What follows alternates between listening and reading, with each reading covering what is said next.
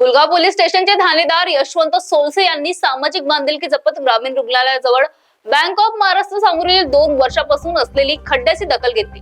अपघात होऊ नये म्हणून त्यांनी ठेकेदार राठी यांच्याशी समन्वय साधून रस्त्यावर डांबर घालण्याची व्यवस्था केली। त्यांनी समाजासाठी पुढाकार घेऊन खऱ्या अर्थाने सामाजिक बांधिलकी हाच खरा धर्म हे सिद्ध केले। प्रत्येक अधिकारी जर समाजासाठी जबाबदारीने काम केलं तर अपघातही टाळता येईल आणि समाजही सुरक्षित राहील। मी पोलीस स्टेशन पुलगावचा मागच्या 5-6 दिवसापूर्वी घेतलेला आहे। त्यामध्ये मार्केटचा जो मेन रोड आहे, नगर परिषद कार्यालयासमोर एक रस्ता गड्डा पडलेला आहे।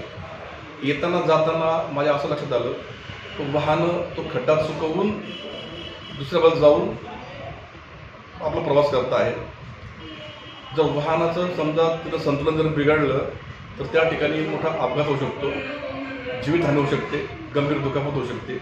हे माझ्या लक्षात आल्यामुळे मी स्थानिक असलेले ठेकेदार यांना बोलवून वस्तुस्थिती समजून सांगितली आणि त्यांनी आमच्या शब्दाला मान देऊन सदर ठिकाणी खड्डा बुजवून वाहतुकीसाठी कोणताही अडथळा येणार नाही असं त्यांनी आम्हाला मदत केलेली आहे। महाराष्ट्र टीव्ही 24 करिता संतोष देशमुख, वर्धा।